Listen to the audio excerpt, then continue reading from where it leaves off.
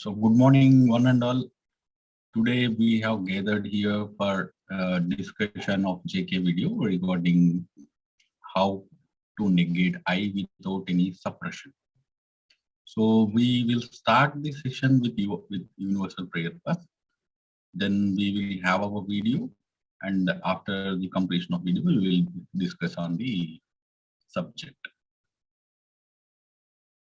Woe hidden light vibrant in every atom.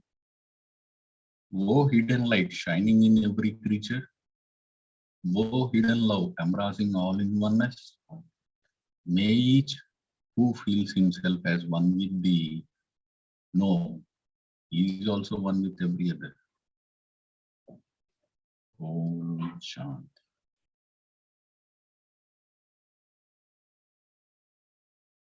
So I just request Shikhar ji, could you?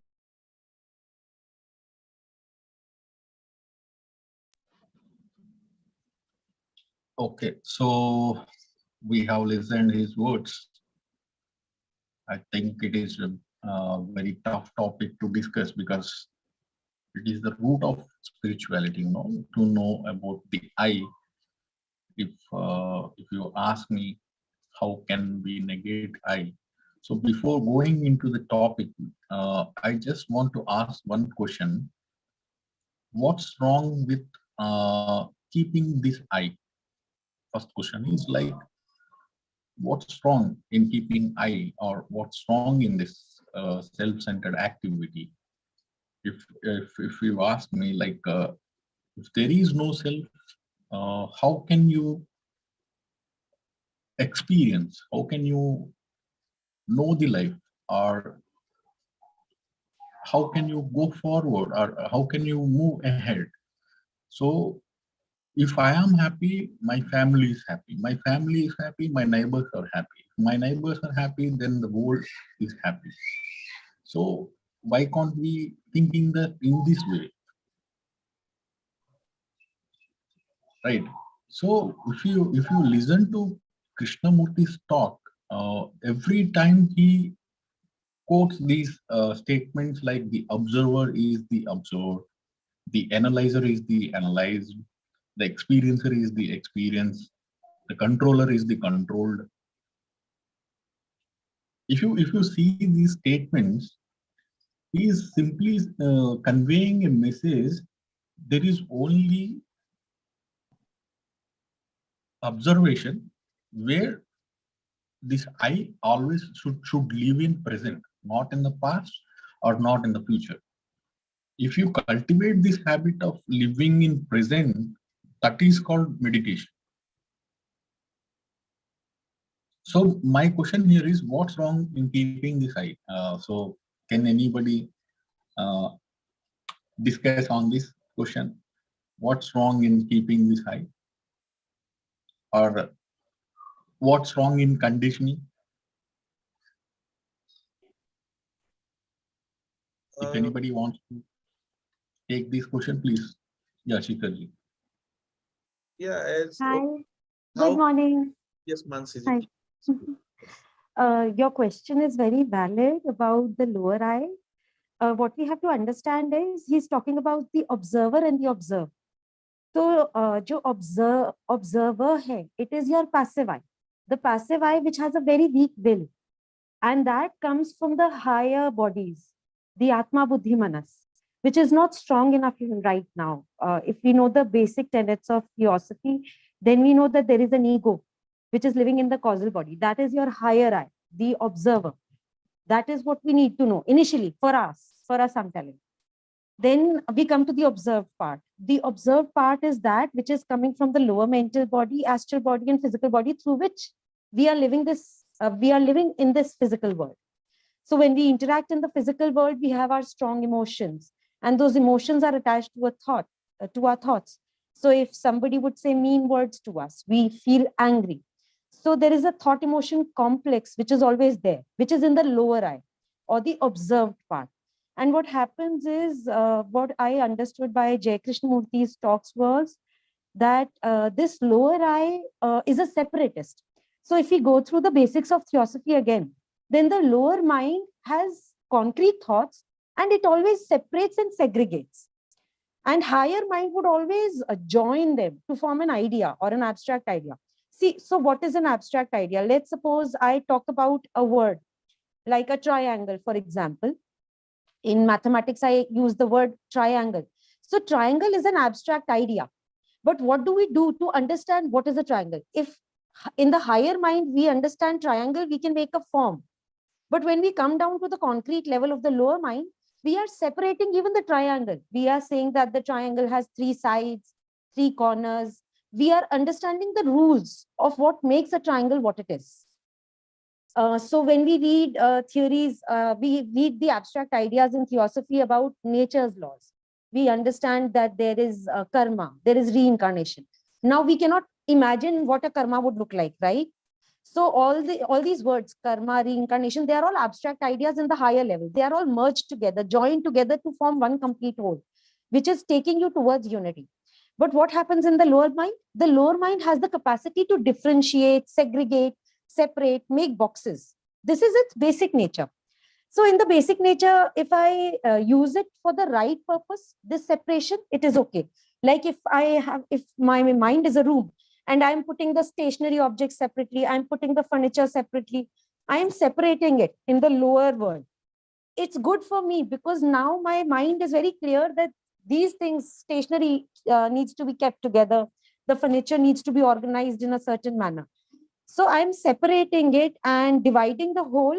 So the whole is in the upper side, that is the observer. And in the observed, I'm separating it to organize my life, to make it more disciplined, right? So it is not wrong to keep the observed in a proper organized manner, but currently our organization is not very well. We separate the right things, but we are as we act as separatists also and we use those in the wrong places. So when we are using the separatist tendency in the wrong places, that is where the lower mind creates problems, conflicts. So let's suppose I know that today there was a fight in the house. So everybody would have certain fights in the house or in their office. You know, their boss scolded them. That's the usual, for example. We've gone through that. Emotion. We've all seen these situations happening in our life. Now the lower mind would separate it. It would first deny, as he said, Jay Krishnamurti said, we will first deny. No, it didn't happen. Maybe my boss meant it in a different manner. Then we'll suppress it. Then no, nothing is wrong. Then we say, why did my boss do this to me? So when these questions are arising, I'm producing conflicts within myself about what really happened. The fact is, the truth is that, yes, there was something that went wrong, that there was a fight, and I have to accept it. Now, just move those conflicts aside, because the lower mind would try to find answers which it will never find. The higher mind knows that, yes, there was, but it drops that, कि अब ये हो गया, past memories को उठा के मत लाओ, let's move forward. What next? मतलब, वो हुआ था, maybe 2 days back, maybe 3 days back, like that. I hope I was able to answer your question. Or Yeah, you were able to understand what I said. Yeah, what you said is right, but my question is like, see, for suppose now you have divided the I into two things, like the higher mind and the lower mind, okay? And there is a conflict between the higher and the lower. Now there is a conflict because there is a fragmentation, right? But when you see only as a universal mind, then there is no such kind of conflicts exist. And when you start why my boss has scolded me or why the quarrel is happening in the house, it is because of the analyzation you are doing. This analyzation happens after the incident. After the incident happened, you start analyzing the incident, why it has happened. And this analyzation happens because of thought. If there is no thought, there is no thought process, you don't analyze even, right?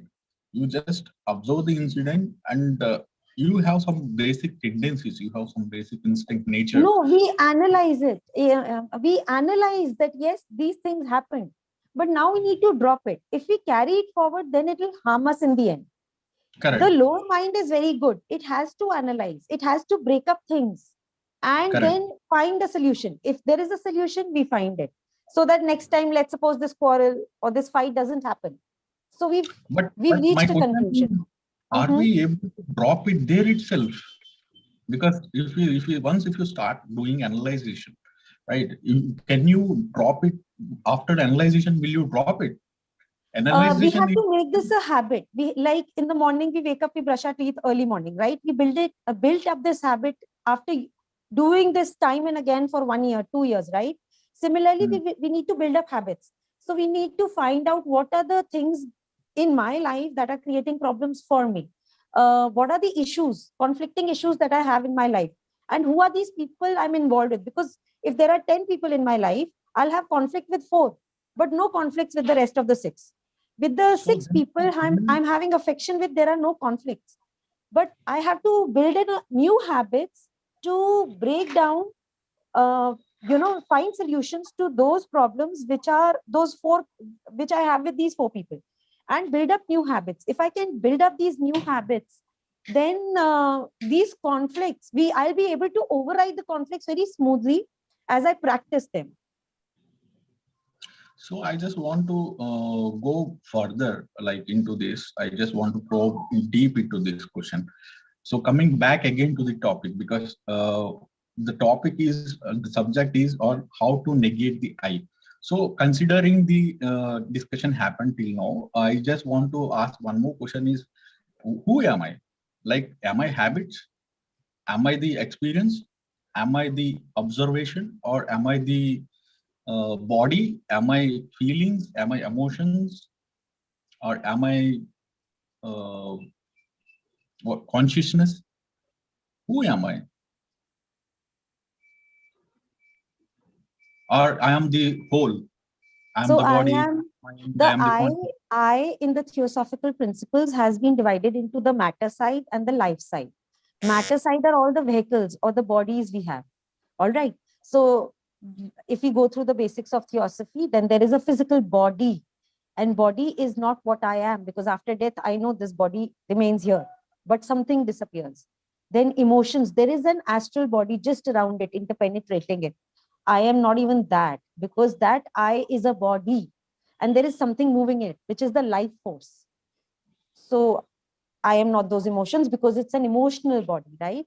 Similarly, there is a thought body, lower mental body, which has this tendency, the qualifications, not the tendencies, the qualifications. The lower mind has certain qualifications: memory, intelligence, analysis, faculty of analysis, reasoning, right? All of these, but I'm not all of these. I'm using them.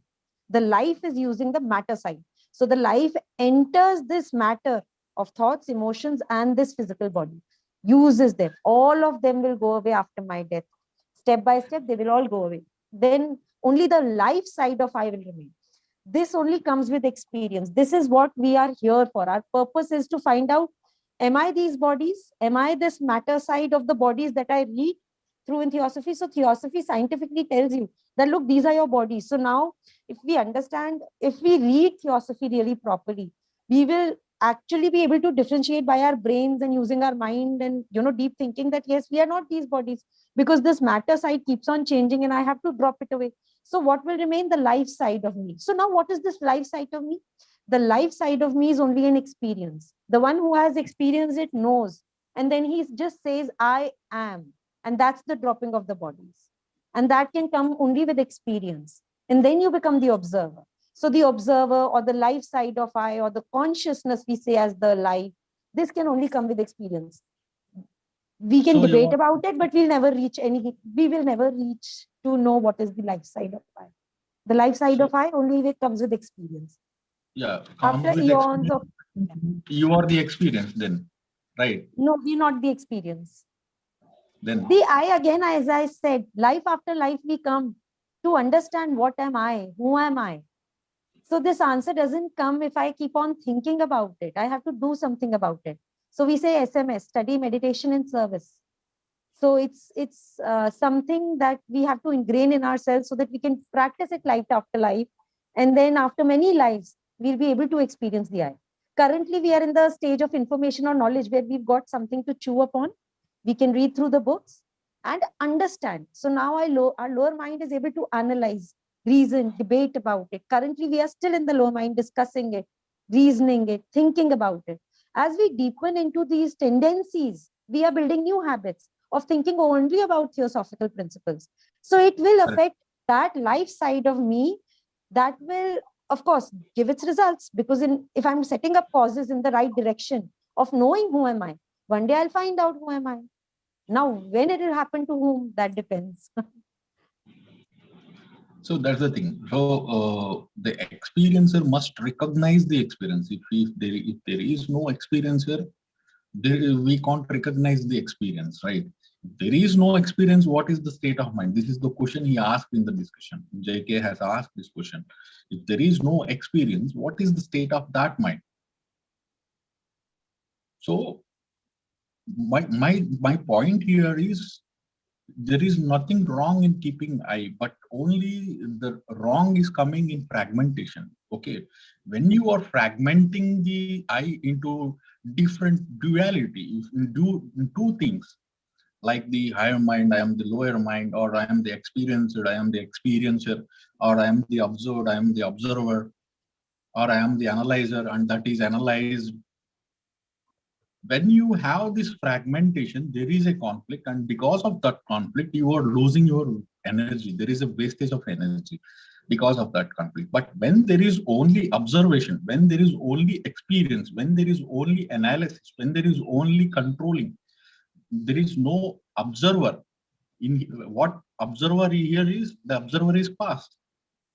What Jack is telling is, the observer is nothing but he is past.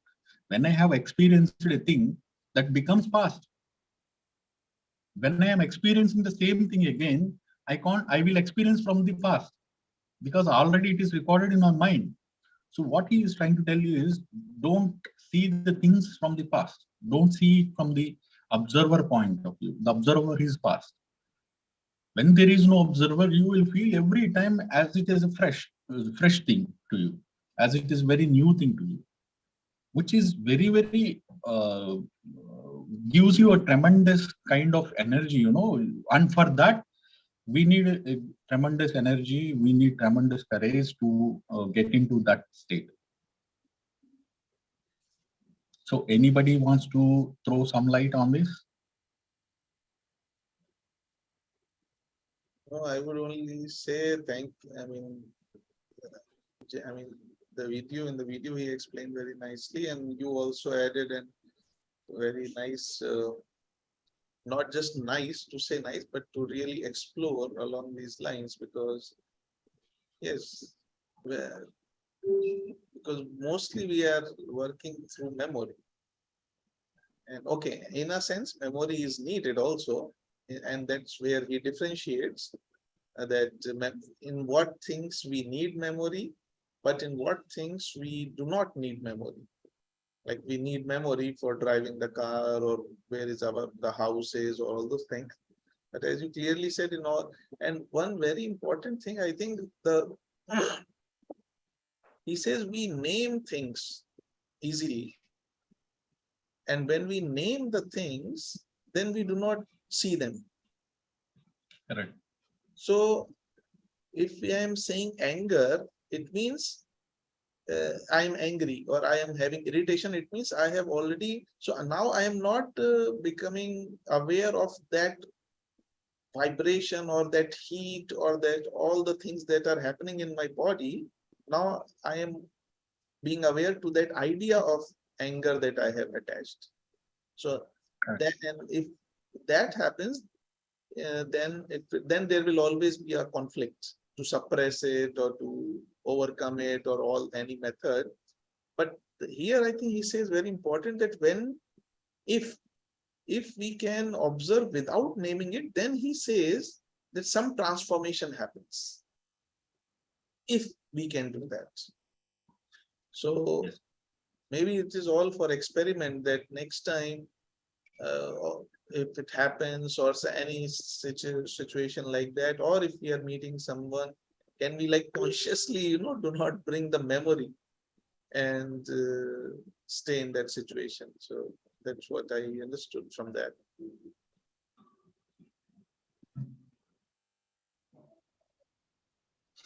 Yeah. That's right.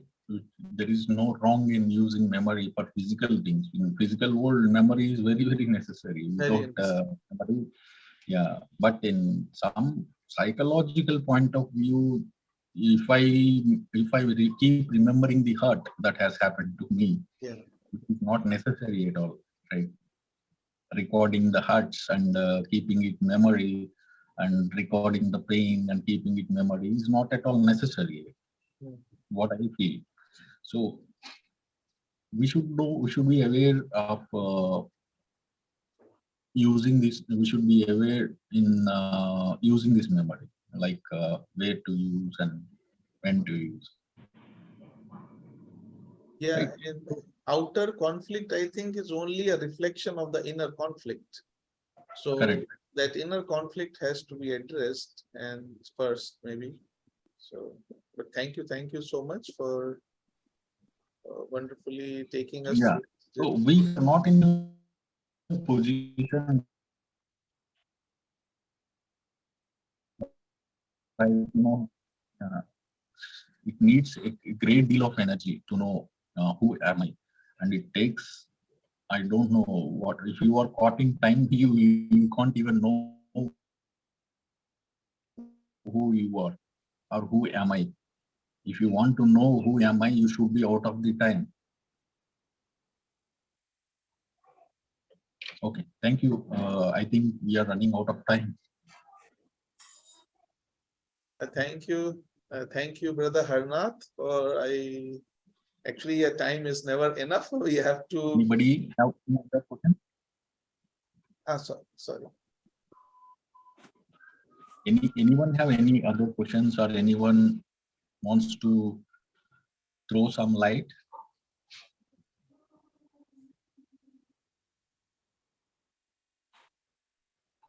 I think Nothing, yes. So yeah. So we can close the session with a closing prayer. I think.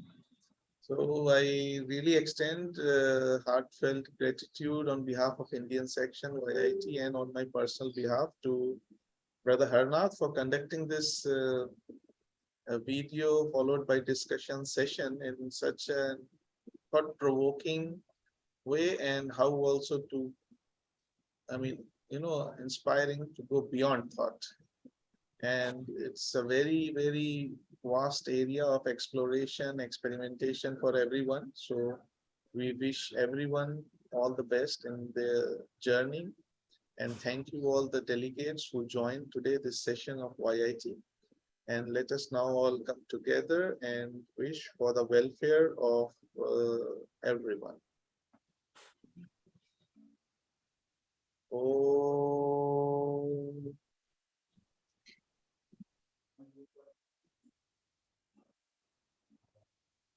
सर्वेषां स्वस्तिर्भवतु, सर्वेषां शान्तिर्भवतु, सर्वेषां पूर्णं भवतु, सर्वेषां मङ्गलं भवतु, सर्वे भवन्तु सुखिनः, सर्वे सन्तु निरामयाः, सर्वे भद्राणि पश्यन्तु, मा कश्चित् दुःखभाग् भवेत्।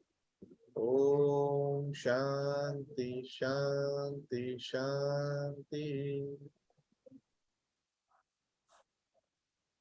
Thank you once again, everyone. And just to inform that on next Sunday, there will be no YIT session because there is TOS India conference at Adyar, 8th and 9th July.